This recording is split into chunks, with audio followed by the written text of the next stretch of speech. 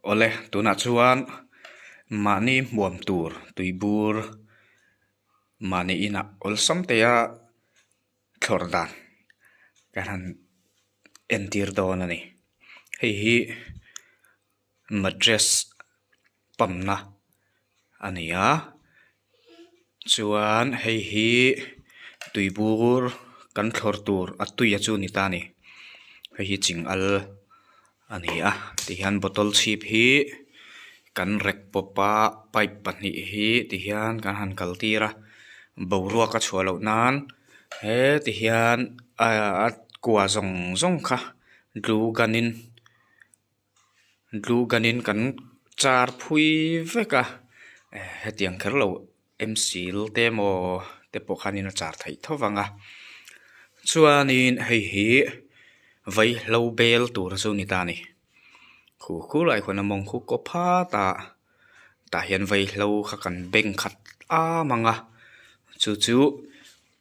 he tilai pipe hianin alo hip don ani he ta vai lo kan beng na lam kha ti hian pipe in kan han fita he ta tuya kan zu chia ta chuan a hip tu ra kha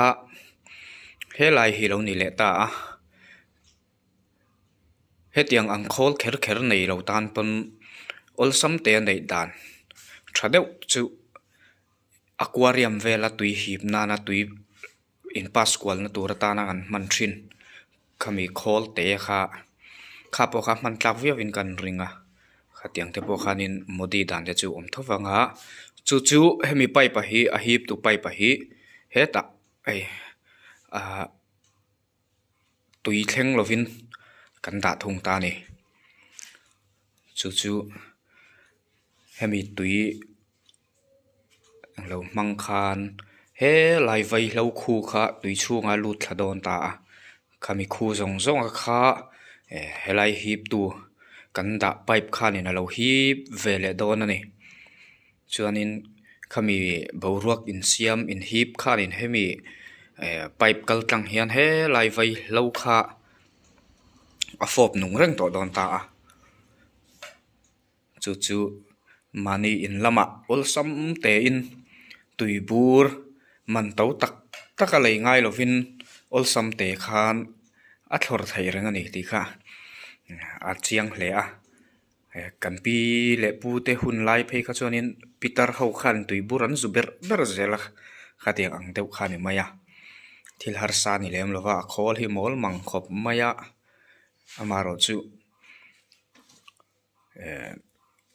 video sang kan en kwal vel thina an ti dan taka hi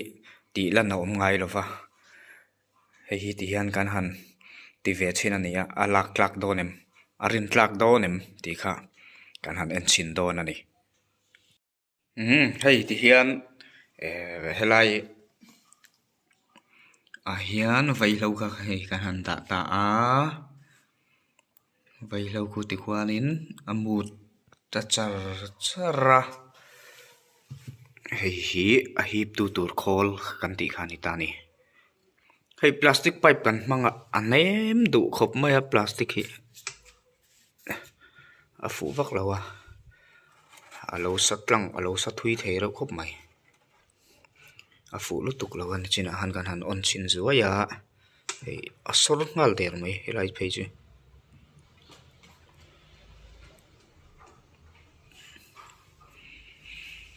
chuan hei ai thlep thei boka hetiang plastic lo deuh hlek plastic khong deuh hlek chi ni serang asiang anem lutuka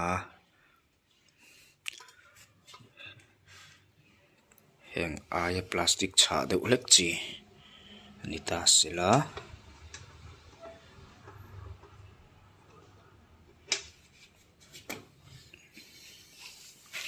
chuan hei mei khu hlirin helai chu a khat ani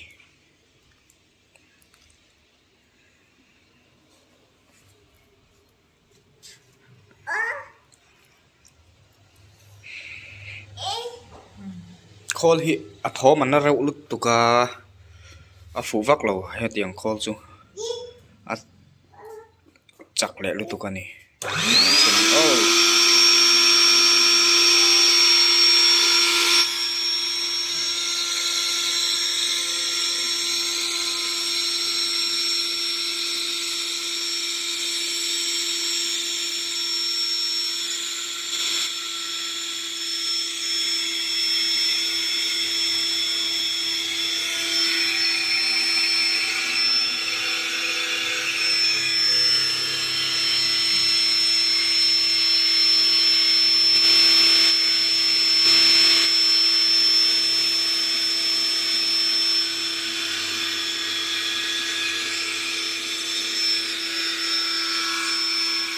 hian mani